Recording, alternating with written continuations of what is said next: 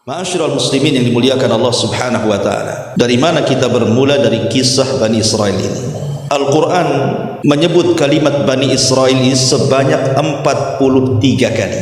Yang 41 kali lafadznya Bani Israel, dan yang 3 kali dimufradkan, lafadznya hanya Israel saja. Jadi jumlah secara keseluruhan dalam Al-Quran Allah menyebut kalimat Bani Israel 43 kali dan tersebar di beberapa surat dalam Al-Quran, seperti surah Al-Baqarah, surah Al-Imran, surah Al-Ma'idah, surah Al-A'raf, Yunus, Al-Isra, dan lain sebagainya. Ma'asyiral muslimin, jamaah sekalian yang dimuliakan Allah Subhanahu wa taala, Al-Quran paling banyak mengisahkan Bani Israel. Kaum yang paling banyak dikisahkan itu adalah Bani Israel. Padahal umat-umat para nabi itu banyak. Umpamanya kaum Ad, umatnya Nabi Hud. Kaum Samud, umatnya Nabi Saleh. Kaum Sodom, umatnya Nabi Lut. Artinya dalam Quran itu umat-umat para nabi banyak juga diceritakan. Tetapi khusus umat Nabi Musa alaihi salatu wassalam, Bani Israel itu paling banyak dibicarakan. Jadi kisah Bani Israel ini hampir menyeluruh dalam Al-Quran. Artinya bahwa nabi yang paling banyak dibicarakan dalam Al-Quran itu adalah Nabi Musa sebagai nabi daripada Bani Israel. Menarik untuk kita kisahkan bagaimana kisah Bani Israel dari awal sampai akhir, sampai sekarang menjadi sebuah negara yang disebut dengan Israel. Kok bisa sampai negara tersebut menjadi negara Yahudi, walaupun tidak pantas orang-orang Yahudi yang ada di Israel negaranya disebut Israel, karena Israel itu diambil dari Israel, dan Israel itu nama lain daripada Yakub. Sementara Yahudi yang sekarang sudah jauh dari ajaran Nabi Yakub alaihi salatu wassalam, ya kita katakan negara Yahudi. Selesai. Taib, kita urut walaupun tidak detail ya, karena kalau detail kan waktunya panjang. Kita ambil poin-poin pentingnya saja secara singkat supaya punya gambaran bagaimana sejarah Bani Israel dari masa ke masa. Ma'asyiral muslimin yang dimuliakan Allah Subhanahu wa taala, berawal kisah Bani Israel adalah dari Nabiullah Ibrahim alaihi salatu wassalam. Jadi Nabi Ibrahim alaihi salatu wassalam setelah hijrah dari negeri Babylon, negerinya Namrud, bersama istrinya Sarah menuju Palestina. Kemudian di Palestina inilah banyak peristiwa sampai dia hijrah ke Mesir, kemudian balik lagi ke Palestina, akhirnya menetap di Palestina. Lah Nabiullah Ibrahim alaihi salatu wassalam diuji oleh Allah Subhanahu wa taala, tidak kunjung punya keturunan. Sampai akhirnya kemudian dia menikahi budaknya Sarah yang bernama Hajar, baru dikaruniai seorang anak yang kemudian diberi nama Ismail. Singkat cerita, setelah punya anak Ismail, maka Allah Subhanahu wa taala anugerahkan kepada Sarah kabar gembira dengan kedatangan 3 malaikat yang menjelma seperti manusia yang tampan. Kemudian menghabar gembirakan kepada Ibrahim bahwa istrinya walaupun sudah tua dan dianggap mandul, telah dihabar gembirakan Allah akan memiliki keturunan. Sempat ketika itu istrinya Ibrahim, Sarah ini tertawa, fadhahikat, begitu dalam Quran, tertawa. Tetapi kuasa Allah Subhanahu wa taala, Allah Maha Kuasa, walaupun sudah tua dan mandul, kalau Allah berkehendak, idza arada syai'an an yaqula lahu kun fayakun, maka lahirlah keturunan dari Sarah, seorang anak laki-laki namanya Ishak. Ma'asyiral muslimin yang dimuliakan Allah Azza wa Jalla, dari Ishak inilah Ishak kemudian menikah dengan seorang wanita namanya Rifqah. Tetapi selama 40 tahun Allah uji juga, Ishak ini juga tidak punya keturunan. Lama dia menikah, sampai 40 tahun lebih, tidak punya keturunan. Akhirnya Allah Subhanahu wa taala anugerahkan kepada Ishak punya keturunan, sekali punya anak kembar pula dia. Kemudian lahirlah anak pertama yang disebut dengan Al-Is. Al-Is ini yang kemudian disebut Abu Rum, bapaknya orang-orang Romawi. Salah satu nabi keturunan Al-Is adalah Nabi Ayub alaihi salatu wassalam. Kemudian setelah Al-Is pun akhirnya kemudian Nabi Allah Yaqub, Nabi Allah Ishak alaihi salam kemudian dikarunia lagi anak keduanya. Jadi beruntun, namanya anak kembar satu perut. Pertama keluar Al-Is, rupanya ada lagi anaknya dari Rifqah ini, rupanya keluarlah Yaqub. Disebut Yaqub karena Yaqubu dalam bahasa Arabnya karena dia menyusul abangnya, menyusul keluar, itu dalam bahasa Arab disebut Yaqub namanya. Maka lahirlah Yaqub. Yaqub inilah yang kemudian bapaknya seluruh Bani Israel. Karena Yaqub itu memiliki nama lain yang disebut dengan Israel. Dan itu disebutkan di dalam Al-Quranul Karim. Allah mengatakan dalam surah Ali Imran ayat 93, kullu ta'ami kana hillal li bani Israel illa ma harrama Israelu ala nafsi min qablu an tanzilat Taurah qul fa'tu bit Taurati fatluha in kuntum sadiqin. Semua makanan adalah halal bagi Bani Israel melainkan makanan yang diharamkan oleh Israel, maksudnya Yaqub, untuk dirinya sendiri sebelum Taurat diturunkan. Katakanlah jika kamu mengatakan ada makanan yang diharamkan sebelum turun Taurat, maka bawalah Taurat itu lalu bacakan jika kalian memang orang-orang benar. Di sini Allah mengatakan semua makanan halal bagi Bani Israel kecuali yang diharamkan oleh Israel. Siapa Israel di sini? Nabi Yaqub. Jadi di antara asbab nuzul ayat ini, Nabi Yaqub itu terserang penyakit namanya Irkun Nisa. Irkun Nisa itu arti penyakit saraf. Jadi capek-capek dari atas kepala sampai kaki itu. Pegal-pegal bahasa kita, tidak bisa sembuh. Akhirnya datangkan tabib atau dokter.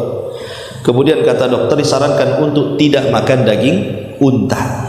Sejak itu Nabi Yaqub mengharamkan memakan daging unta. Nabi Yaqub mengharamkan bagi dirinya memakan daging unta karena faktor kesehatan. Tapi kemudian seluruh anak-anaknya juga ikut-ikut mengharamkan memakan daging unta. Padahal tidak ada halangan bagi mereka kan, karena ihtiram kepada ayahnya mengharamkan tidak mau makan daging unta, ikut-ikut pula anak-anaknya. Sejak itu dari kebiasaan turunan daripada Yaqub, mereka tidak mau makan daging unta dan mereka haramkan. Mereka tidak tahu bahwa Yaqub tidak mau makan daging unta itu karena faktor kesehatan. Makanya di sini Allah mengatakan setiap makanan adalah halal bagi Bani Israel, baik unta atau yang lainnya, kecuali yang diharamkan oleh Israel, maksudnya Yaqub. Itu sebelum diturunkan Taurat. Tapi setelah diturunkan Taurat tidak ada yang mengharamkan unta. Tapi Bani Israel menganggap bahwa daging unta itu haram bagi mereka. Kemudian mereka mereka bahwa itu ada dalam Taurat. Makanya Allah mengatakan kalau memang ada dalam Taurat, datangkan Taurat itu. Bacakan di mana itu keharaman daging unta ini kalau kalian termasuk orang-orang yang benar. Syahidnya di sini kalimat kecuali yang diharamkan Yaqub atau Israel. Maka Yaqub itu nama lain daripada Israel. Berarti turunan Yaqub disebut Bani Israel. Baik, sampai di sini paham? Lanjut. Ma'asyiral muslimin yang dimuliakan Allah Subhanahu wa taala. Lah kemudian Yaqub dari Palestina hijrah ke Haran di Irak sana, berjumpa dengan pamannya namanya Laban. Karena ada perselisihan antara dia dengan Al-Is abangnya, maka dia pun hijrah dari Palestina ke Haran. bekerja menjadi penggembala kambing kepada pamannya namanya Laban. Laban ini punya dua putri, satu namanya Rahil dan yang kedua namanya Lia. Rahil dan Lia. Rupanya Yakub ini jatuh cinta dengan Rahil, kemudian meminta kepada Laban supaya menikahi Rahil. Tapi pamannya Laban mengatakan, boleh kau menikahi putriku, tapi syaratnya kau bekerja 7 tahun kepadaku, baru setelah 7 tahun kau nikah dengan dia. Akhirnya demi mengejar wanita, laut ku seberang, gunung kudaki, kan begitu bahasanya ya. Dia pun bekerja selama 7 tahun. Setelah jatuh tempo mau menikah dengan Rahil, tiba-tiba Laban tidak merestui pernikahan Yakub dengan Rahil, malah ditawarkan kakaknya Lia. Alasannya apa? Karena di zaman itu ada syariat tidak boleh menikah dengan adik kalau kakak belum menikah. Dan syariat itu juga rupanya ada di sebagian daerah, kan. Kalau kakaknya belum nikah, tidak boleh adiknya nikah. Nah, rupanya ini juga syariat zaman dulu tuh, masih dipakai zaman sekarang. Padahal syariat itu sudah diubah dengan syariat Islam, masih juga dipakai adat gitu ya. Akhirnya dengan terpaksa, walaupun tidak cinta, Yakub menikah dengan dia. Kemudian dia ngomong lagi sama pamannya, aku kan pengen Rahil, masa kau nikahkan aku dengan dia? Kata pamannya, enggak apa-apa, kau ingin Rahil, kau harus bekerja lagi 7 tahun lagi, 14 tahun baru dia mendapatkan wanita idamannya. Di zaman itu belum diharamkan berpoligami dengan menggabungkan 2 saudari, tapi dalam Islam tidak boleh berpoligami dengan menggabungkan 2 saudari. Dalam Islam tidak boleh, kecuali kalau meninggal, seperti Utsman ibn Affan menikah dengan Ruqayyah putri Nabi. Kemudian putri Nabi Ruqayyah meninggal, baru dinikahkan oleh Rasul dengan adiknya Ummu Kulthum. Artinya setelah meninggal enggak apa-apa, tapi kalau masih hidup tidak boleh menggabungkan. Tapi syariat itu boleh. Yakub pun punya 2 istri dari satu ayah, kan, Rahil dan Lia. Akhirnya kemudian Allah Subhanahu wa taala takdirkan dari Lia inilah lahir beberapa putra. Pertama Ruben. Ingat ya, kisah Nabi, kisah Bani Israel itu kebanyakan diambil dari perjanjian lama dan perjanjian baru, dari Taurat dan Injil. Sebab setelah wafatnya Musa, Quran tidak pernah menjelaskan. Hadis-hadis juga tidak ada menjelaskan kisah bagaimana kelanjutan kisah Bani Israel. Sehingga referensi kita itu hanya bisa mengambil dari kisah-kisah Israiliyah. Yang bertentangan kita buang, yang tidak bertentangan kita tidak benarkan secara mutlak, dan kita tidak mendustakan secara mutlak. Yang jelas Rasulullah SAW mengatakan, hadithu am Bani Israel wala haraj, tidak mengapa ceritakan tentang kisah Bani Israel selama tidak bertentangan ya. Jadi dari Lia ini lahirlah satu Ruben, yang kedua Syamun, yang ketiga Lawi, yang keempat Yahuda atau nanti turunnya disebut Yahudi, kemudian Yasakir, kemudian Zabulun. Zabulun ini 5 putra berarti ya, Ruben, Syamun, Lawi, Yahuda, Yasakir, Zabulun. Nah, dari Lia. Allah takdirkan Rahil ini tidak kunjung punya anak. Akhirnya kemudian dia hadiahkan, dia punya budak si Rahil ini, namanya Bilha, dihadiahkan kepada suaminya, gauli budaknya. Rupanya dari budaknya ini punya anak pula, dan kemudian Naftali, dan Naftali. Melihat Rahil memberikan budak, cemburu juga nih si Lia ini, dia punya budak perempuan juga namanya Zilfa, dihadiahkan juga kepada suaminya. Dari Zilfa ini lahirlah Jad dan juga Al-Ashakir. Jadi dari 2 budaknya 4 orang, sama-sama punya 2 anak. Baru yang terakhir Rahil baru dikasih keturunan. Pertama Nabi Yusuf, yang kedua Binyamin. Berarti secara keseluruhan putra Yakub itu dari 2 istri sah dan dari 2 budaknya menjadi 12 anak. lah 12 anak inilah yang kemudian cikal bakal 12 kabilah Bani Israel yang kita akan ceritakan. Ya. Ma'asyiral muslimin yang dimuliakan Allah Subhanahu wa taala. Ada sebagian ahli tafsir seperti Al-Qurtubi dan juga yang lainnya mengatakan dari 12 putra Yakub ini, contohnya dari putra Yakub yang ketiga namanya Lawi. Dari Lawi inilah banyak menurunkan para nabi. Di sana ada Nabi Musa, kemudian Harun, kemudian Ilyas, kemudian Zakaria, kemudian Yahya, kemudian Samuel, dan begitu seterusnya. Pokoknya garis keturunan para nabi itu kebanyakan dari Lawi putra Yakub. Itu melahirkan para nabi itu turunannya, Lawi ini. Kemudian dari putra Yakub yang kedua, yang keempat namanya Yahuda. Nanti turunannya disebut Yahudi yang kita ceritakan ini. Kebanyakan turunannya banyak jadi raja.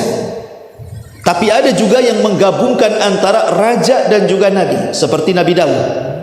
Itu kan menggabungkan nabi dan raja. Kemudian Sulaiman, itu menggabungkan nabi dan raja. Itu turunan Yahuda. Kemudian dari putra Yakub yang ke-11 Nabi Yusuf. Nabi Yusuf, ada yang mengatakan bahwa dari Nabi Yusuf juga menurunkan nabi yang lainnya seperti Nabi Yusa ibn Nun dan juga Nabi Ilyasa, itu turunan Yusuf.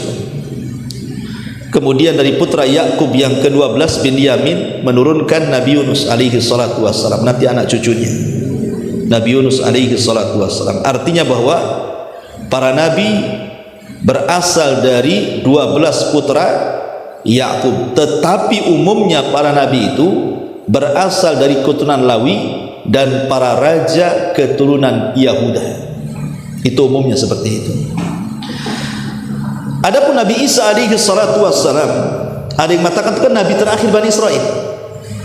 Jadi yang menutup kenabian Bani Israel itu ditutup dengan Nabi Isa alaihi salatu wassalam. Ada yang mengatakan Isa itu dia turunan Lawi. Tapi ada juga yang mengatakan turunan Yahuda. Tapi ada juga yang mengatakan tidak Lawi, tidak Yahuda, dia dari orang lain. Alasan Al-Imam Al-Qurtubi rahimahullahu ta'ala, karena di dalam Al-Quran berbeda panggilan Nabi Musa dengan panggilan Nabi Isa. Kalau Nabi Musa memanggil kaumnya tidak menyebutkan Bani Israel, ya kaum, wahai kaum, karena dia bagian daripada kaum Bani Israel. Tetapi Nabi Isa ini memanggil kaumnya dengan Bani Israel, seolah-olah bukan bagian daripada Bani Israel, dia hanya memanggil Bani Israel.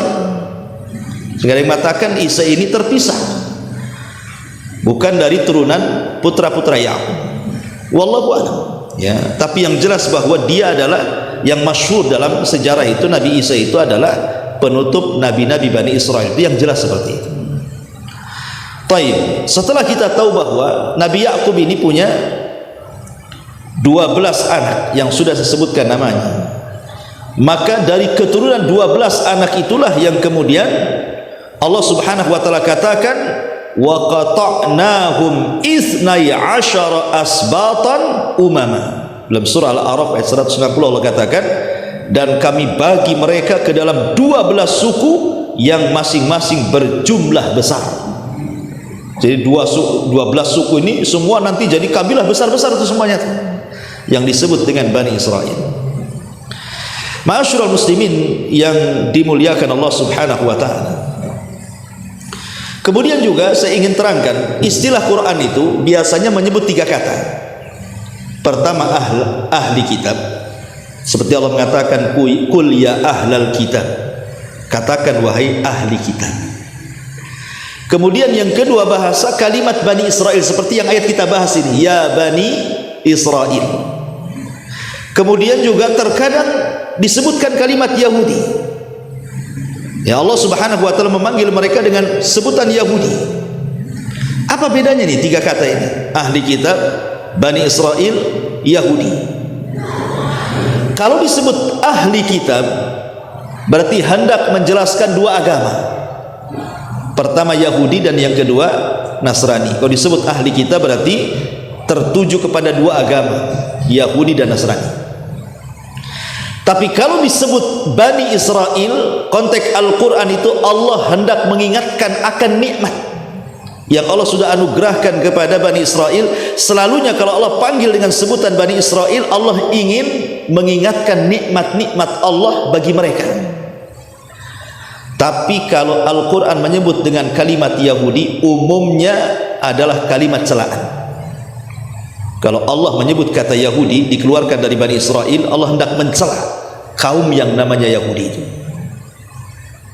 Dari sini kita tahu bahwa kaum yang tercela dari keturunan Bani Israel adalah Yahudi. Karena Allah mengatakan di dalam Al-Quran seperti itu. Baik, ma'asyiral muslimin yang dimuliakan Allah Subhanahu wa taala. Kisah Bani Israel ini dimulai dari kisah putra Yakub dari rahil namanya Yusuf. Nabi Yusuf alaihi salatu wassalam. Kita tahu kisah Nabi Yusuf. Ketika kecil dia bermimpi diperlihatkan 11 bintang yang sujud kepadanya. Kemudian bapaknya mengatakan, jangan kau ceritakan kepada saudaramu, nanti ditafsirkan macam-macam, mereka pun akan dengki kepadamu. Tapi yang namanya anak-anak ya tetap aja diceritakan kan itu. Namanya Yusuf anak-anak. Akhirnya kemudian saudara-saudaranya ini, khususnya yang 10, karena yang 11 ke 11 itu Benyamin tuh saudara kandung, tidak mungkin Hasan. Yang Hasan itu 10 saudaranya. Mulailah merencanakan sesuatu. Karena Nabi Yusuf itu memang anak yang paling dicintai Yakub di antara anak-anak yang lainnya. Tentu ada alasan kenapa Yakub lebih mencintai Yusuf dibandingkan yang lainnya. Karena ketika hijrahnya Yakub dari Haran kembali ke Palestina, Allah takdirkan ibunda Nabi Yusuf ini meninggal, rahil ini, sementara Yusuf masih kecil. Sehingga Nabi Yakub ini berposisi sebagai bapak juga sebagai ibu, otomatis diberikan perhatian lebih. Itulah yang membuat Hasan istri-istri yang lainnya. Kenapa kemudian Nabi Yakub lebih mencintai Yusuf, tidak mencintai anak-anak mereka? Kemudian Hasan istri-istri yang lain itulah ditanamkan sama anak-anaknya. Maka anak-anaknya pun ikut Hasan akhirnya, dan ingin mencelakakan Nabi Yusuf karena selalu dilebihkan oleh ayahnya. Sebenarnya itu masalah fitrah, kan masalah kecintaan ini tidak bisa adil ya Pak. Antum punya anak 5, tidak semuanya antum bisa mencintai mereka sama rata 100% kan. Mesti salah satu yang antum suka dan yang lainnya antum tidak suka. Mungkin yang satu ini karena cerdas, soleh, lebih senang kita sama dia dibandingkan yang lainnya kan. Mungkin yang satunya nakal luar biasa, akhirnya malas kita kan. Itu fitrah, tidak bisa. Sebagaimana orang berpoligami juga, membagi kecintaan itu boleh tidak adil. Karena Nabi juga tidak adil dalam memberikan kecintaan. Dia lebih mencintai Aisyah dibandingkan istri yang lainnya kan. Itu masalah hati. Tapi itu pula yang kemudian menjadi Hasan 10 saudaranya yang berakhir dengan mencemplungkan Yusuf ke dalam sumur, kemudian diambil para pedagang, dijual pula ke Mesir. Kemudian yang membeli Allah sudah takdirkan Lauhil Mahfud, seorang pejabat Mesir yang sangat besar, Al-Aziz. Kemudian diramut dan menjadi anak angkatnya. Singkat cerita, banyaklah peristiwa-peristiwa kalau kita cerita Nabi Yusuf kepanjangan. Singkat cerita, akhirnya Nabi Yusuf pun setelah banyak masa dilalui sampai di penjara karena kasus dia tidak mau melayani Zulaiha, tapi kemudian Allah berikan kecerdasan takwil mimpi. Kemudian dia pun menakwilkan mimpi sampai satu hari raja bermimpi aneh, ditakwilkan Nabi Yusuf. Disitulah kemudian Nabi Yusuf menawarkan diri untuk mengikuti alur mimpinya. Jadilah dia bendaharawan Mesir ketika itu, ekonom ya, yang akan membangkitkan ekonomi Mesir. Intinya Yusuf jadi orang nomor 2 di Mesir setelah Fir'aun Mesir. Tapi Fir'aun Mesir bagus di zaman Nabi Yusuf. Fir'aun yang jahat itu di zaman Nabi Musa ya. Jadi kaum Hekos itu, kaumnya Fir'aun di zaman Nabi Yusuf itu baik. Yang tidak baik itu adalah kaumnya siapa? Fir'aun di zaman Nabi Musa alaihi salatu wassalam ya, kaum Kipti namanya. Dan kaum Kipti ini juga yang kemudian mengalahkan kaum Hekos, Fir'aunnya di zaman Nabi Yusuf, akhirnya berkuasa ya. Dengan sebab itulah mereka memperbudak Bani Israel. Singkat cerita, akhirnya kemudian setelah kemudian Yusuf pun memboyong semua keluarganya dari Palestina ke Mesir, Maka keluarga Nabi Yusuf tinggal di Mesir. Akhirnya berkembang biak turunan-turunannya itu anak-anak Yakub. Disitulah kemudian terkenal menjadi perkampungan pertama Bani Israel di zaman Nabi Yusuf. Dan itu sampai bertahun-tahun, sampai Nabi Yusuf meninggal dunia. Mereka berada di atas agama tauhid, tetapi terus menerus sampai akhirnya kabilah Hekos ataupun kerajaan Hekos yang dipimpin oleh Fir'aunnya di zaman Nabi Yusuf kemudian ditumbangkan oleh kaum Kibti, Fir'aunnya Nabi Musa. Kalah gitu ya. Yang tadinya Bani Israel dihormati oleh kerajaan Mesir, sekarang justru dihinakan. Disitulah permulaan kehinaan Bani Israel, diperbudak oleh Fir'aun di zaman Nabi Musa. Apa alasannya? Ada yang mengatakan karena Fir'aunnya di zaman Nabi Musa itu, ada yang mengatakan Ramses yang kedua, ada yang mengatakan namanya Mus'ab, Khalid ibn Mus'ab atau terbalik kata Mus'ab ibn Khalid. Yang jelas bahwa dikenal dengan Ramses yang kedua. Adapun yang ditemui jasadnya yang sekarang dimumikan oleh kerajaan Mesir ini, wallahu alam Fir'aun yang mana gitu ya. Walaupun ada yang memprediksi ahli sejarah bahwa itulah Fir'aun di zaman Nabi Musa, namanya Ramses yang kedua. Yang sekarang kalau kita ke Mesir pengen lihat muminya Fir'aun, ya datanglah ke piramid sana ya. Intinya bahwa lah ketika kemudian dikuasai oleh Fir'aun ini, Fir'aun ini bermimpi. Dalam mimpinya dia melihat ada api dari Palestina, kemudian datang ke Mesir, membakar satu negara Mesir kecuali perkampungan Bani Israel tidak terbakar. Setelah kemudian dia mimpi berkali-kali dengan mimpi yang sama, Fir'aun pun khawatir. Akhirnya dia kumpulkan penasihat spiritualnya dari kalangan paranormal, dukun-dukun dan yang semacamnya. Kemudian ditakwilkan bahwa ada bayi yang akan lahir dari tengah Bani Israel yang akan meruntuhkan kekuasaannya. Sejak itulah Fir'aun membuat undang-undang membunuh anak laki-laki Bani Israel. Maka dibantai semuanya anak laki-laki Bani Israel karena ketakutan, takut hadir orang yang akan menggulingkan kekuasaannya.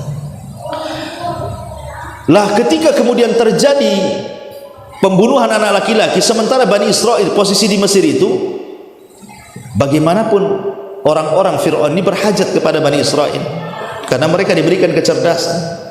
Siapa yang bisa membangun jalan, membangun jembatan, membangun istana kecuali budak-budak Bani Israel?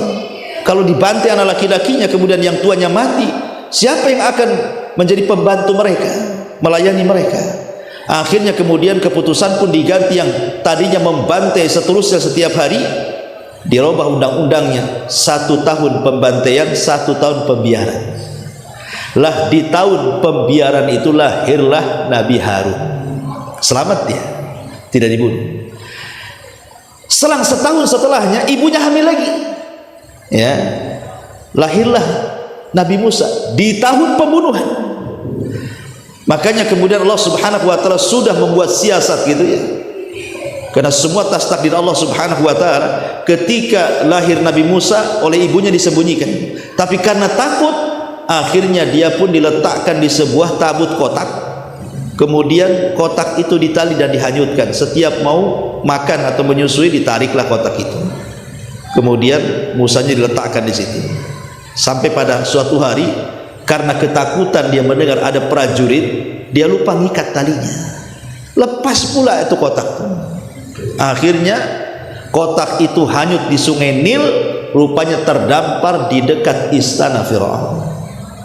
Kemudian ketahuan oleh para penjaga, dilaporkan kepada istrinya Fir'aun namanya Asiyah bintu Muzahim. Kemudian diambil kotak itu. Nggak ada yang berani buka kotak itu karena khawatir emas, khawatir perhiasan. Nanti kalau perhiasan disangka perhiasan istana, disangka dia maling kan gitu. Jadi nggak ada yang berani buka kotak. Yang pertama kali membuka kotak siapa? Asiyah bintu Muzahim. Pas dibuka rupanya bayi. Dan Allah langsung tanamkan kecintaan. Karena Asiyah tidak punya anak laki-laki. Fir'aun itu tidak punya anak laki-laki. Akhirnya kemudian dirambutlah Nabi Musa di tengah keluarga Fir'aun. Ma'asyiral muslimin yang dimuliakan Allah Azza wa Jalla. Singkat cerita, setelah Musa kemudian dewasa, kemudian Nabi Musa pun jalan-jalan di ganggang kota Madinah. Ada pula anak muda turunan Bani Israel sedang bermasalah dengan anak muda turunan kaum Kipti, kaum Fir'aun. Tiba-tiba anak muda yang turun Bani Israel meminta pertolongan, maka Musa menolongnya. tetapi kemudian tanpa sengaja membunuhnya. Orang yang bermasalah dari kaum Kipti, kaum Fir'aun ini bukan orang biasa rupanya. Dia anak muda dari seorang anak pejabat. Ya, beda berurusan dengan anak pejabat dengan berurusan anak tukang ojek, ikhwan. Kalau urusannya sama orang-orang kecil selesai lah kan itu. Gadis supel pakai duit selesai, nggak usah diteruskan kasusnya. Kalau sama pejabat nggak bisa, ya cari siapa pembunuhnya. Maka ketika itu belum ada yang ketahuan siapa pembunuhnya. Masalahnya Musa lewat lagi di satu hari, rupanya anak muda yang ditolong itu bermasalah lagi. Memang tukang masalahnya anak muda ini, yang Bani Israel. Lewat Musa minta tolong lagi. Musa malah mendekati menasihat, disangka mau membunuhnya. Teriaklah kemudian Bani Israel, "Hei Musa, apa kau akan membunuhku seperti kau membunuh orang itu kemarin?" katanya. Orang-orang tahu siapa pembunuhnya sekarang. Maka sampailah di telinga Fir'aun, pasukan pun dikerahkan untuk menangkap Musa. Tapi Musa diberikan nasihat oleh orang yang bijak supaya cepat pergi. Maka berangkatlah Musa ke Madian. Kemudian 20 tahun di Madian sampai dia menikah dan punya anak. Kemudian setelah 20 tahun balik lagi ke Mesir. Rupanya di tengah jalan dia mendapatkan pohon zaitun penuh dengan api. Kemudian dia mendekati pohon itu, rupanya ada panggilan dari Allah Subhanahu wa taala. Musa diangkat menjadi nabi dan rasul dan disuruh berdakwah kepada Firaun. Maka pulanglah dia ke Mesir. Betul-betul dia berdakwah kepada Firaun. Banyak persoalan di situ. Ya, dan banyak mukjizat yang Allah anugerahkan kepada Musa. Tapi Fir'aun pun tak kunjung kemudian mau menerima dakwah Nabi Musa. Justru yang ada tagha, malah melampaui batas sampai menantang duel dengan tukang sihir. Lah ketika Nabi Musa kemudian berduel dengan tukang-tukang sihir Fir'aun, diakhiri dengan kemenangan duel Nabi Musa, sehingga seluruh tukang sihir Fir'aun bertobat kemudian sujud kepada Allah. Ketika itu Fir'aun sudah enggak berani mengganggu Nabi Musa. Maka Musa pun kemudian bertahun-tahun tinggal di tengah Bani Israel, mendakwahkan dakwah Islam kepada mereka. Tapi sampai satu hari akhirnya Allah Subhanahu wa taala merintahkan Musa untuk membawa Bani Israel ke mana? Ke Palestina. Mendengar bahwa Bani Israel akan pergi, maka Fir'aun tidak terima. Dia siapkan pasukan besar untuk membantai Bani Israel. Maka kejar-kejaranlah kemudian Bani Israel yang dipimpin Nabi Musa dan para tentara yang dipimpin Fir'aun. Sampailah kemudian menyeberangi lautan. Akhirnya Fir'aun pun ditenggelamkan dan Musa serta Bani Israel melihat dengan kedua mata mereka Fir'aun dan pasukannya ditenggelamkan di Laut Merah. Allah katakan fa'aghraqna, kami tenggelamkan mereka semuanya.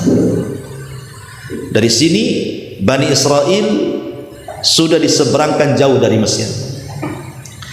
Lah ketika ma'asyiral muslimin yang dimuliakan Allah Subhanahu wa taala, Bani Israel ini melanjutkan perjalanan dari Palestina menuju tanah perjanjian Baitul Maqdis. Sepanjang perjalanan ini banyak peristiwa yang menunjukkan buruknya akhlak mereka. Ya, buruknya akhlak sebagian Bani Israel, tidak semua. Sebagian besar Bani Israel, termasuk kabilah Yahudi dalamnya. Seperti mereka ketika Allah taklukkan Baitul Maqdis disuruh membungkuk, malah kemudian tidak mau membungkuk. Disuruh berdoa kepada Allah, hittah, ya Allah ampuni dosaku, malah hintah, minta makan. Belum lagi kemudian Bani Israel ini mereka membangkang kepada Nabi Musa alaihi salatu wasallam di banyak hal, mengeluh, menuntut, sampai banyak mukjizat Allah tampakkan kepada mereka. Tidak sadar-sadar juga Bani Israel ini, sehingga macam-macam peristiwa seperti ketika terjadi pembunuhan. Kemudian Musa mengatakan sembelih sapi, malah mereka banyak tanya. Akhirnya susah pula nyari sapinya. Kalaulah kemudian bukan karena mereka mengucapkan insya Allah, tentu mereka tidak akan mendapatkan sapinya. Itu pun dengan harga yang sangat mahal. Bentuk bagaimana mereka mempersulit diri, Allah mudahkan, mereka minta untuk mempersulit diri. Kemudian ketika mereka diberikan makanan lezat manna dan salwa, malah minta pula yang enggak enak. Manna dan salwa ini kan makanan dari langit, tinggal makan saja. Ini enggak, maunya bawang, sayuran, lalapan bahasa kitanya kan, gimana dikasih makanan enak mau lalapan pula kan itu ya. Kemudian ketika mereka ingin mendengar, orang-orang pilihan itu mendengar suara Allah ketika berfirman kepada Musa, mereka tidak mau mendengar, mereka mau melihat katanya. Allah seperti apa? Datang halilintar membunuh mereka semua, tapi kemudian dihidupkan kembali. Macam-macam ceritalah kalau kita mau sedikit perjalanannya, terlalu lama. Intinya bahwa sampai kemudian di tanah perjanjian, Musa ini tinggal masuk saja dan Bani Israel ke Baitul Maqdis. Masalahnya harus melewati satu kota namanya Ariha. Ariha ini dipenuhi dengan kaum Kan'aniyun, turunan kaum Ad, orangnya besar-besar. Bani Israel tidak berani jihad. Akhirnya mereka mengatakan kepada Musa, ya Musa, kalau kami harus berperang untuk masuk ke Baitul Maqdis, kami tidak bisa. Kemudian mereka mengatakan, idhab anta wa rabbuka faqatila innaha huna qa'idun. Kalau kau mau jihad, jihad sana berdua dengan Tuhanmu, kami duduk-duduk memperhatikan di sini katanya. Akhirnya mereka pun oleh Allah diazab, tidak bisa keluar dari negeri itu, disebut Arduti. Selama 40 tahun disitulah Harun meninggal, kemudian Nabi Musa pun meninggal, belum masuk ke Baitul Maqdis karena tidak mau jihad.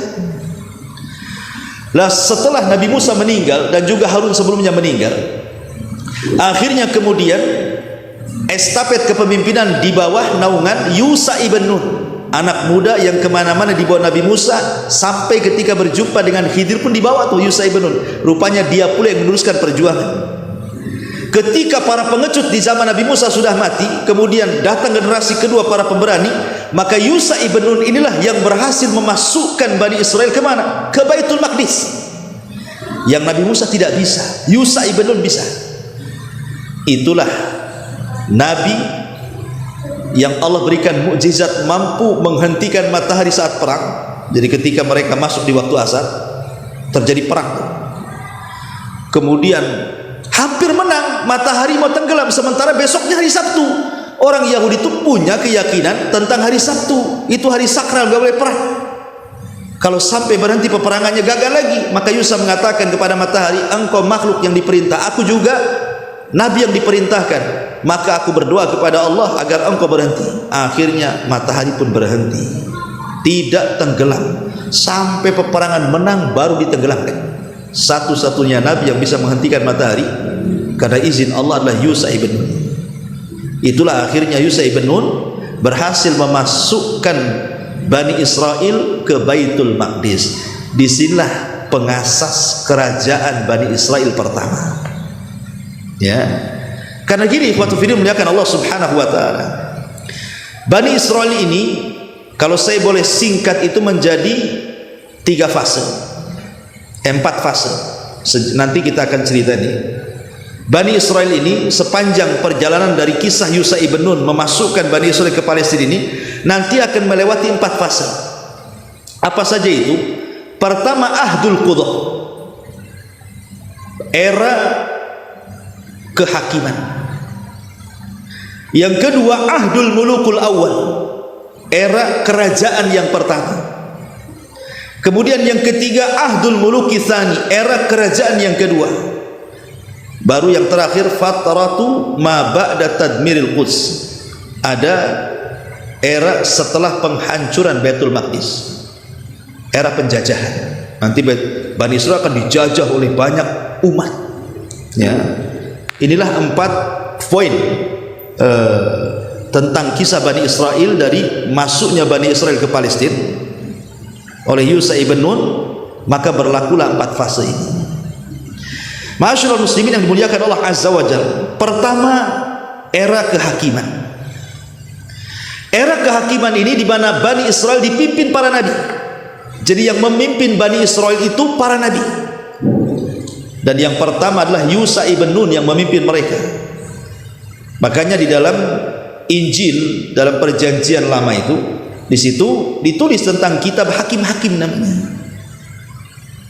Di mana hakim-hakim ini maksudnya para nabi, itulah yang memerintahkan 12 kabilah dari turunan Yakub yang disebut Bani Israel tadi. Jadi dipimpin para hakim, dipimpin para nabi. Ada yang mengatakan sekitar 350 tahun, ada yang mengatakan sekitar 1000 tahun dipimpin para nabi. Ya. Ma'asyiral muslimin yang dimuliakan Allah Subhanahu wa taala, sampai pada waktunya karena banyaknya penyimpangan, banyaknya pertikaian, banyaknya kekufuran, banyaknya permusuhan antar kabilah dari 12 kabilah itu. Jadi susah untuk disatukan. Ya.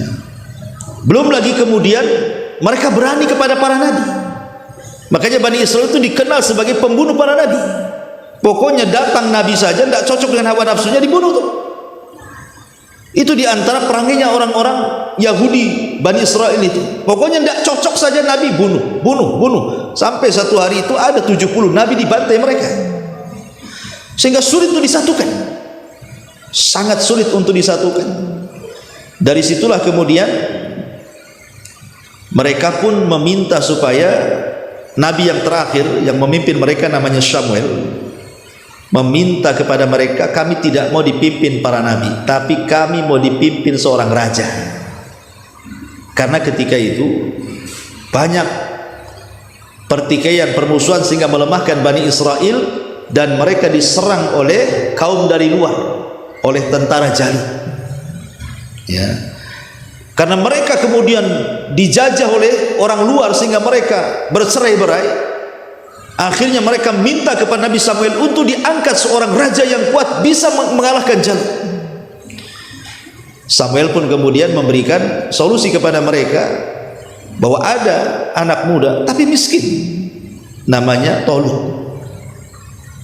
Mau kalian jadi saya tunjuk Tolut? Mereka nggak mau karena Tolut orang miskin. Kami loh orang banyak orang kaya, kenapa mesti dia katanya? Tetapi kata Nabi Samuel, walaupun demikian Tolut itu dilebihkan kemampuan, pengetahuan dan juga fisik. Kemudian akhirnya malaikat pun yang tabut yang tadinya diambil oleh Jalut diambil lagi oleh malaikat, kemudian diserahkan kepada Tolut. Dari situlah Bani Israel setelah mengetahui tabut ada di tangan Tolut, baru mereka mengakui Tolut sebagai raja mereka. Karena mereka meyakini kalau tabut berada di tengah-tengah mereka, setiap peperangan menang. Tabut itu kotak yang dulu Musa diletakkan di situ, dihanyutkan. Lah itu tabut namanya. Kotak itu berisi tongkatnya Nabi Musa, bajunya Nabi Musa, peninggalan Nabi Harun ada di kotak itu. Dan mereka yakini siapapun yang berperang membawa kotak itu menang. Lah Tolut sekarang punya kotak itu yang tadinya direbut Jalut, diambil malaikat, diserahkan ke Tolut. Akhirnya mulailah mereka berjihad bersama Tolut melawan Jalut. Ya. Dibawalah pasukan besar ribuan, tapi kemudian diuji ketika melewati sungai, jangan minum banyak-banyak, malah minum banyak-banyak. Rupanya yang tersisa dari pasukan itu cuma 314 orang. Lah di antara pasukan itu ada yang paling muda namanya Daud. Perang di zaman itu kan tidak langsung perang, ada sistem mubarozah namanya, sistem adu tanding. Mana jagoanmu? Ini jagoan gua. Rupanya Jalut sendiri jagoannya, menantang tentara Tolut. Tidak ada yang berani melawan Jalut. Siapa yang berani melawan Jalut? Ya, pegulat hebat, pembunuh, takutlah tentaranya Tolut. Akhirnya Tolut mengiming-imingi siapa yang bisa mengalahkan Jalut, dia akan menikah dengan putri dan akan mewarisi tahtaku, katanya. Tidak ada juga yang mau. Ya, buat apa menikahi putrinya kemudian mewarisi tahtanya kalau harus mati pula di tangan Jalut? Kalau mati kapan nikahnya? Mati lawan Jalut. Ya. Tapi Nabi Daud ini memang sudah Allah takdirkan yang paling kecil, yang paling muda dia berani. Karena Daud itu diberikan keahlian suka melempar ketepel serigala yang hendak memangsa kambing-kambingnya dan selalu tepat dan mati. Jadi dia pelempar batu. Sekali dilempar batu saja kena kepalanya, matilah si Jalut itu. Akhirnya bertakbir tentara Tolut dan bisa mengalahkan tentara Jalut. Ya. Sejak itulah kemudian Tolut, Nabi Daud menikah dengan salah satu putri Tolut. Lah karena Daud semakin dikenal oleh masyarakat, Tolut ini hasad, berusaha ingin membunuh Nabi Daud gitu ya. Jangan sampai kemudian diserobot kekuasaannya kan itu. Karena kalau orang berkuasa untuk jatuh itu sulit, ikhwan. Sangat sulit. Orang kalau sudah berkuasa kemudian diberhentikan kekuasaannya udah bisa. Harus ada 7 periode, 8 periode lagi ke depannya kan itu. Kalau bisa kan itu. Karena namanya sebuah kekuasaan itu sebuah kehausan. Haus orang itu kalau jabatan itu mau fitnah. Sama dengan harta juga fitnah. Sudah dapat yang diinginkan, pengen lagi hartanya. Sudah dapat dengan pengen lagi, terus seperti itu. Jabatan juga sebegitu. Kalau bisa jangan dihentikan sampai mati. Lah Talut itu seperti itu. Hasad kepada Daud, padahal itu menantunya kan begitu ya. Tapi di ujung hayat Talut pun kemudian taubat, mengakui kesalahannya. Ketika Talut meninggal, maka sebagaimana janjinya Daud harus jadi raja. Maka inilah berubah dari era kenabian menjadi era kerajaan. Dimulai daripada Talut, kemudian Daud. Dan Daud ini satu-satunya yang menggabungkan dua karunia Allah di tengah-tengah Bani Israel. Pertama, dia seorang raja plus juga nabi. Hampir tidak ada kalau Bani Israel nabi ya nabi saja, raja-raja saja. Dia pula menggabungkan tuh, raja plus nabi.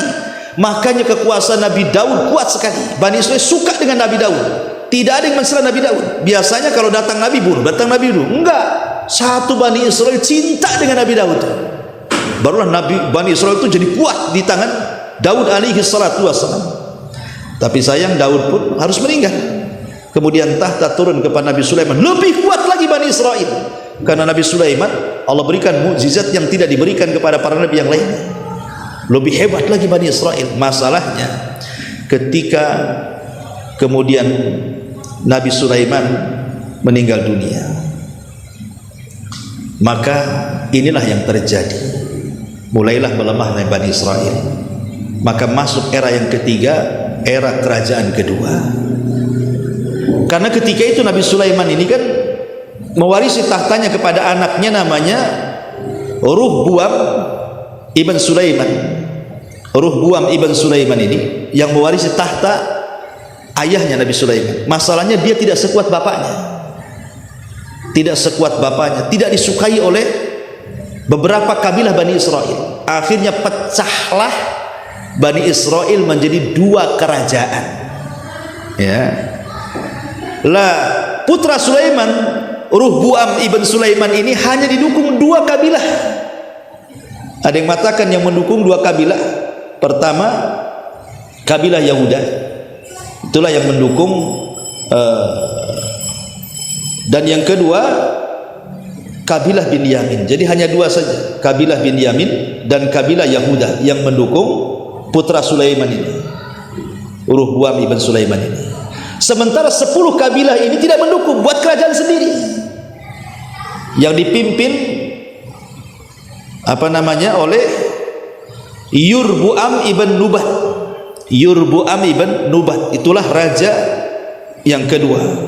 Jadi kalau Ruhbuam ibn Sulaiman ini dia mendirikan kerajaan yang disebut dengan kerajaan Yahudi. Kerajaan Yahudi yang ibu kotanya Yerusalem. Ya. Ada yang mengatakan begitu, jadi kerajaan Israel atau kerajaan utara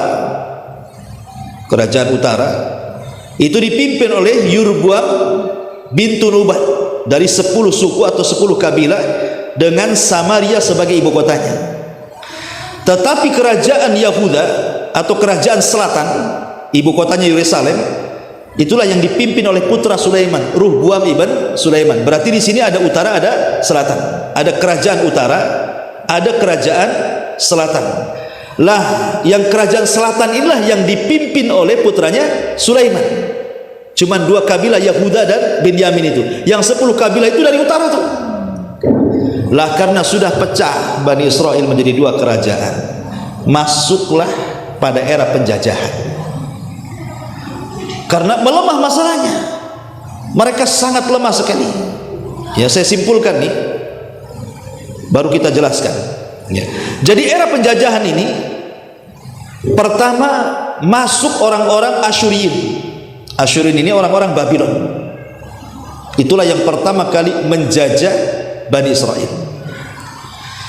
Setelah Asyuriyin kemudian datang orang-orang dari Mesir. Orang-orang dari Mesir menjajah lagi Bani Israel. Kemudian setelah hengkang orang-orang Mesir, datang lagi orang-orang Babylon Irak, juga menjajah Bani Israel. Kemudian setelah Babylon berakhir, datang lagi orang-orang Yunani, juga menjajah Bani Israel. Kemudian setelah Yunani, datang lagi dari Mesir lagi, menjajah Bani Israel. Kemudian berakhir dengan dijajah oleh orang-orang Romawi yang mengganti Haikal Sulaiman menjadi dewa-dewa yang ma'ruflah disembah oleh orang-orang Romawi. Bagaimana kisahnya dari penjajahan-penjajahan ini? Ma'asyiral muslimin yang dimuliakan Allah Subhanahu wa taala, era penjajahan ini kenapa? Karena ketika Bani Israel semakin jauh dari ajarannya, mereka makin kufur, murtad, syirik, sebagainya, membangkang perintah para nabi sebelumnya. Itulah yang menjadi kelemahan Bani Israel. Belum lagi cerai-berai berpecah menjadi dua negara, itu yang menjadikan kemudian mereka makin lemah. Ma'asyiral muslimin yang dimuliakan Allah Subhanahu wa taala, pertama, era penjajahan ini datang orang-orang Asyur, orang-orang Asyur dari Irak, menguasai kerajaan Israel yang di utara, yang 10 kabilah yang berkumpul dijajah oleh orang-orang Asyur ini. Ada yang mengatakan datang Raja Sarjun yang kedua pada tahun 722 Masehi, sebelum Masehi, dari Irak, kemudian menyerang Palestina dan akhirnya mampu menguasai kerajaan utara Palestina. Lah kerajaan utara Palestina ini, atau yang ibu kotanya Samaria ini, hancur, lebur, betul-betul hancur. Bahkan yang 10 kabilah ini hilang begitu saja. Memang betul-betul dimusnahkan rasnya. Sehingga yang tersisa dari keturunan kabilah ini bergabung dengan yang di selatan. Makanya kenapa sekarang tidak ada istilah Bani Israel, yang ada istilah Yahudi, ya kan? Kenapa? Karena sebagian ras Bani Israel itu mereka dimusnahkan. Yang 10 kabilah itu dimusnahkan. Tinggal sedikit, yang sedikit inilah gabung dengan kerajaan Yahudi. Makanya sampai hari ini mereka disebut Yahudi. Karena suku-sukunya sudah hilang, musnah masalahnya ya. Nah, padahal kita tahu bahwa Bani Israel itu kan dari 12 kabilah, tapi sekarang yang disebut Yahudi. Kita katakan Yahudi kan itu, nggak ada lagi Lawi atau apa, Yahudi. Jadi seolah-olah karena itulah yang mayoritas, yang lain minoritas, bergabung dengan Yahudi, sehingga yang minoritas itu tergabung kepada yang mayoritas. Senangnya ucapan Yahudi semuanya, dianggap Yahudi semuanya, walaupun ada yang bukan keturunan Yahuda kan itu. Ma'asyiral muslimin yang dimuliakan Allah Azza wa Jalla, sampai kemudian akhirnya datang era Bukhtun Nasr. Ini yang paling serem, karena Bukhtun Nasr ini satu di antara raja penguasa dunia. Kata Imam Qatadah, seorang ahli tafsir, mengatakan dunia ini pernah dikuasai oleh 4 raja, yang maksudnya menguasai dunia ya, bukan menguasai Mesir. Kalau Mesir kan Fir'aun, itu Mesir aja. Tapi ini menguasai dunia, bukan hanya Mesir, tapi dunia dikuasai, dan itu hanya ada 4 raja. Pertama Nabi Sulaiman, yang kedua Dzulqarnain, dua-duanya muslim. Kemudian yang kedua Namrud, dan yang keduanya adalah Bukhtun Nasr. Inilah Bukhtun Nasr, inilah Raja Babil yang datang kedua kalinya menghabisi orang-orang Yahudi di Palestina, menghancurkan Palestina sehancur-hancurnya, dan memperbudak Bani Israel sampai dibawa ke mana-mana ya, sampai akhirnya mereka pun berpencar. Ma'asyiral muslimin yang dimuliakan Allah Azza wa Jalla, ketika Babylon ini dikuasai oleh mereka, tapi Allah takdirkan kemudian orang-orang Bukhtun Nasr dikalahkan oleh Persia. Ya, jadi Persia nyerang Babylon, kalah Babylon, kemudian dikuasai oleh orang-orang Persia. Lah orang-orang Persia ini, ikhwatu fillah muliakan Allah Azza wa Jalla, berbuat baik kepada Bani Israel. Jadi Bani Israel yang berada di Irak, Babylon ini dipulangkan kembali ke Palestina sebanyak 50.000 kurang lebih. Sisanya masih tetap tinggal di Babylon. Tapi masalahnya, ma'asyiral muslimin, mereka ketika kemudian mereka kembali, kemudian Persia kalah dengan Romawi. Akhirnya gantian sekarang Romawi yang menjajah Palestina. Jadi hukum disitulah banyak yang kemudian pergeseran keagamaan, karena banyak situs-situs sejarah seperti Haikal Sulaiman yang dibangun oleh Nabi Daud kemudian diteruskan oleh Sulaiman. Haikal Sulaiman itu maksudnya pondasi Masjidil Aqsa yang sekarang menjadi dongeng orang-orang Yahudi Palestina. Mereka sengaja mengorek di bawah Masjidil Aqsa untuk mencari Haikal Sulaiman. Nanti kalau mau ketemu Haikal itu, maka masjid akan dirobohkan, kemudian mereka akan membangun Haikal itu, dan itulah puncak kejayaan Yahudi yang akan menguasai dunia. Ini dongeng mereka saja. Mereka hendak menguasai Aqsa sebenarnya, membuat cerita di situ ada Haikal Sulaiman, kata. Itu saja. Lah di zaman kerajaan Romawi Haikal itu dihancurkan, kemudian diganti oleh patung Buddha, patung dewa-dewa orang-orang Romawi itu.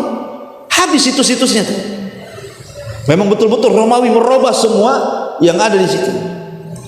Tapi kemudian di zaman inilah lahir Isa bin Maryam. Ketika Romawi berkuasa kala itu, maka lahirlah Isa ibnu Maryam.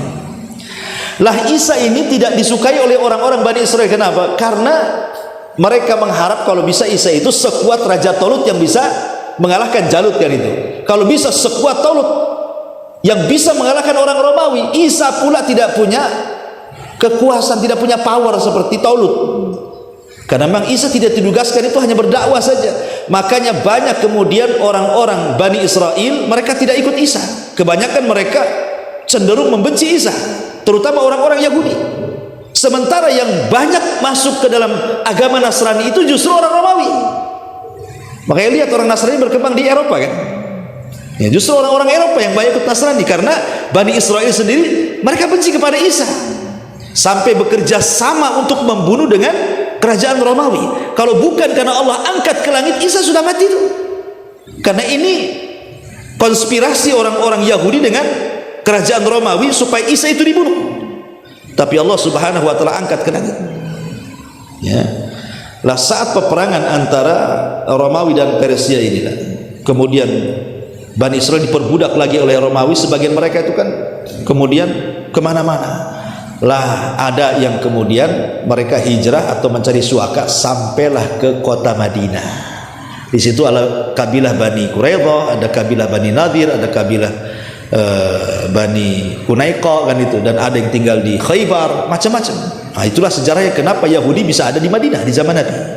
Karena ketika kalahnya Persia oleh Romawi, kemudian Romawi menguasai Bani Israel lagi, maka akhirnya mereka kemana-mana. Yahudi ini pencar ke sana kemari, sampailah ke kota Madinah dan Khaybar. Ya.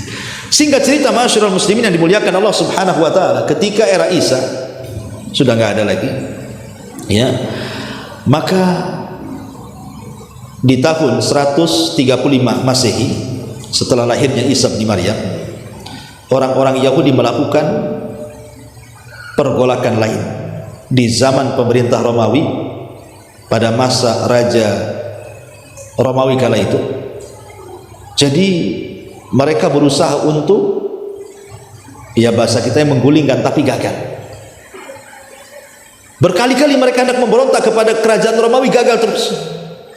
Sampai akhirnya mereka pun diusir dari Yerusalem. Sejak itulah akhirnya berakhirlah kerajaan Bani Israel. Setelah Isa diangkat, ya, sudah tidak ada lagi kerajaan Bani Israel. Karena akhirnya di masa Nabi kan berpencar di mana-mana Yahudi, satu dunia. Ada yang di Madinah, ada yang di mana-mana kan. Cuman kebanyakan lari ke kota Madinah. Kenapa? Karena ada kabar dari padri-padri pendeta mereka bahwa di situ akan lahir Nabi akhir zaman yang akan mengembalikan kejayaan mereka. Masalahnya ketika Nabi itu sudah muncul, nggak mau beriman. Kok nabinya orang Arab katanya? Yang kami inginkan itu nabi turunan Bani Israel. Dari situlah mereka membenci kepada Rasul, memusuhi Rasul, sehingga tidak ada yang masuk Islam di zaman itu orang Yahudi kecuali bisa dihitung dengan jari. Beda dengan orang Nasrani, ribuan masuk Islam, tapi Yahudi tidak ada yang masuk Islam. Sampai akhirnya ma'asyiral muslimin yang dimuliakan Allah Azza wa Jalla, kehinaan demi kehinaan di zaman Nabi, sampai terusir mereka dari kota Madinah karena pengkhianatan orang-orang Yahudi kepada Nabi Shallallahu Alaihi Wasallam. Apakah kemudian kehinaan yang Allah timpakan kepada orang-orang Yahudi di masa sampai masa Nabi SAW diusir saja? Tidak.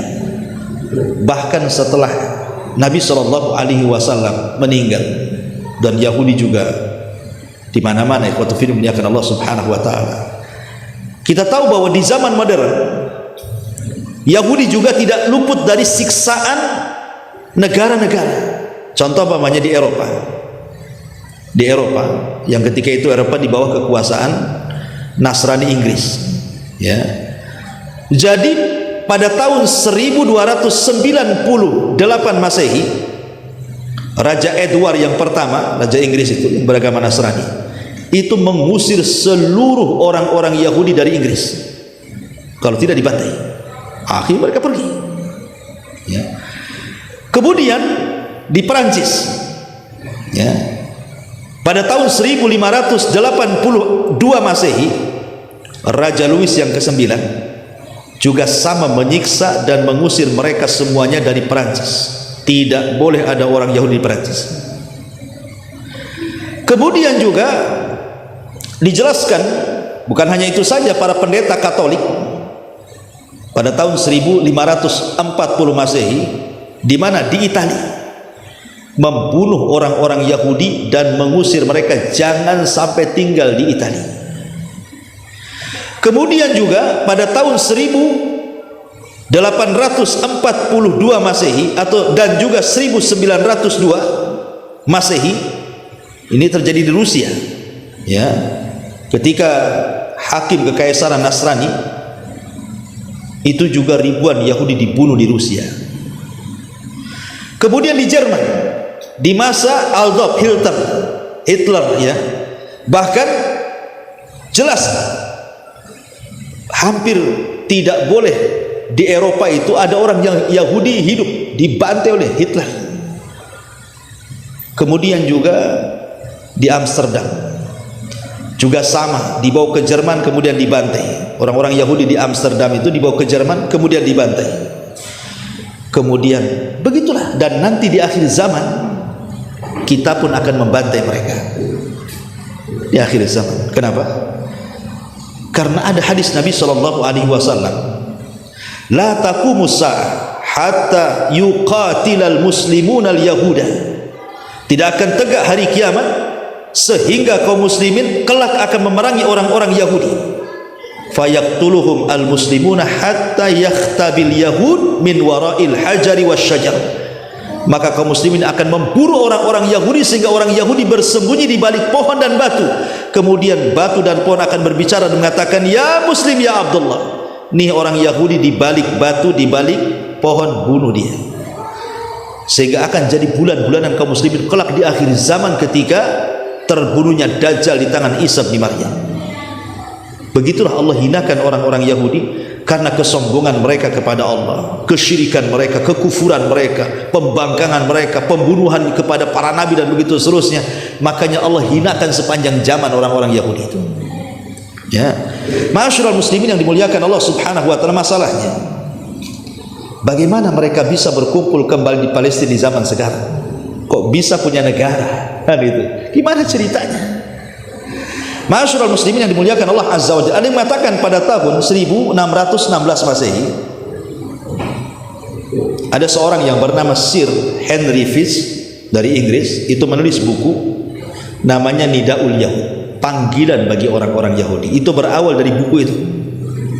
Buku itu dicetak, disebar kemana-mana. Jadi seruan kepada orang-orang Yahudi untuk berkumpul kembali. Ini awalnya, gara-gara buku yang dicetak banyak-banyak. Kemudian muncul seorang jenderal ma'ruf namanya, ya, namanya Napoleon Bonaparte. Itu kan ma'ruf kisahnya, ya, Napoleon Bonaparte itu. Juga sama juga mereka menegakkan negara, meminta supaya orang-orang Yahudi itu punya negara dan mengarahkan ke Palestina. Jadi Napoleon inilah yang mengarahkan orang-orang Yahudi supaya punya negara di Palestina, mengingat sejarah seolah-olah Palestina itu milik mereka begitu. Kemudian muncul propaganda berikutnya, ada seorang pemikir Yahudi dan seorang Zionisme, dia juga sama membuat gerakan-gerakan bahwa Palestina itu tanah mereka, mulai pengklaiman begitu, ya. Maka tahun 1895 882 Masehi. Ketika itu kan yang berkuasa ya di Palestina sampai ke Mesir itu kan masih di bawah kekuasaan Turki Utsmani. Ya, yang berkuasa itu Sultan Abdul Hamid. Ya, sebelum kemudian tumbang oleh Kemal Atatürk. Ya. Jadi meminta kepada Sultan Abdul Hamid yang ada di Turki ketika itu supaya menyerahkan sebagian bumi Palestina untuk orang-orang Yahudi, tapi ditolak, tidak mau. Padahal mau dibayar besar tuh, tapi tidak mau nih Sultan Abdul Hamid ini. Sampai akhirnya kemudian mereka pun orang-orangnya dulu licik nih. Mereka mulai mengkader orang-orangnya sampai kemudian dimasukkan ke dalam tubuh Nasrani. Jadi orang cerdas dimasukkan ke dalam tubuh Nasrani sampai Allah takdirkan orang pintar mereka jadi seorang pendeta besar di Vatikan. Jadi orang Yahudi menyusupkan orang supaya jadi Nasrani. Saking cerdasnya, subhanallah, akhirnya dia pun berhasil menjadi paus di Vatikan. Orang Yahudi menyamar jadi paus di Vatikan. Ya, orang Islam tidak tahu. Lah paus di Vatikan inilah kemudian mengadakan kongres kedua pada tahun 1963 Masehi, meminta keputusan bahwa orang-orang Yahudi tidak bersalah, seolah-olah dia menghapuskan soal pembunuhan kepada Isa, karena kan orang Yahudi menganggap mereka sudah membunuh Isa. Maka paus mengatakan bahwa Isa itu orang Yahudi dimaafkan, begitu maksudnya, supaya tidak ada permusuhan antara Yahudi dan Nasrani, didekatkan dulu dengan Nasrani. Tapi ingat Allah mengatakan tahsabuhum jami'an wa qulubuhum syatta. Kau lihat Yahudi Nasrani itu berkumpul jadi satu, tapi hati mereka itu bercerai-berai sebenarnya. Nampak saja orang kafir itu bersatu, hati mereka itu berpecah sebenarnya. Tapi itulah kelicikan orang-orang Yahudi. Sampai puncaknya ketika ada salah seorang di antara mereka menjadi paus di Vatikan itu, kemudian mereka pun menggalang dana besar-besaran, kemudian hendak meminta kepada Raja Turki Utsmani ini Abdul Hamid untuk membeli, kalau tidak mau ngasih dibeli, tapi tetap tidak mau. Makanya kemudian membuatlah kerusuhan di Turki sampai pada akhirnya Sultan Abdul Hamid dilengserkan, kemudian berakhirlah kerajaan Turki Utsmani, dan ketika itu dikuasai oleh Mustafa Kemal Atatürk. Inilah yang kemudian mengasas Turki yang tadinya negara Islam, ya, berubah menjadi sekuler. Jilbab tidak wajib, tidak boleh. Bahasa Arab ditiadakan. Nama waktu-waktu sholat diganti dengan bahasa Turki. Makanya orang Turki nggak kenal sholat. Nah, kemudian banyak simbol-simbol Islam itu dihancurkan. Pelajaran-pelajaran agama itu disekulerkan di sekolah-sekolah. Dan berhasil Kemal Atatürk ini, ya, menghilangkan peninggalan Turki Utsmani, betul-betul disekulerkan karena hanya ingin supaya disamakan dengan negara Eropa. Jadi undang-undang Eropa diadopsi, dimasukkan ke Turki, akhirnya rusak Turki. Ya, belakangan lah setelah 2014 kan ada pemilihan presiden, baru kemudian terpilihlah sekarang ya siapa, Erdogan kan itu ya. Ya mulailah agak bagus, ya mudah-mudahan bagus terus kan itu. Ya. Masyaallah muslimin yang dimuliakan Allah Azza wa Jalla, maka pada tahun 1917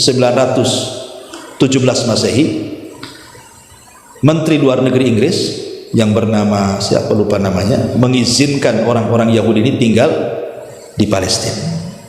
Lah kaum muslimin yang tinggal di Palestina yang mungkin imannya kurang, akhirnya mereka mulai menjual lahan mereka dengan harga mahal. Mereka tidak tahu bahwa tanah itu tanah mulia, tapi karena harganya mahal kan, akhirnya dijual sedikit. Akhirnya meluaslah kerajaan Israel ini, makin luas sampai akhirnya mengklaim bahwa Palestina tanah mereka. Sampai hari ini justru Palestina yang berusaha minta kemerdekaan sampai hari ini ditekan oleh dunia. Bayangkan, padahal Palestina dijajah, tapi Yahudi menganggap Palestina yang menjajah. Ya, ma'asyiral muslimin yang dimuliakan Allah Azza wa Jalla, intinya pada tahun ke 1947 Masehi, resmi Amerika mengeluarkan keputusan bahwa Palestina dibagi menjadi dua bagian, sebagian diberikan kepada kaum muslimin dan sebagian diberikan kepada Yahudi Israel. Sampai hari ini terjadi perang, ya, dan setiap hari kaum muslimin dibantai oleh orang-orang Yahudi.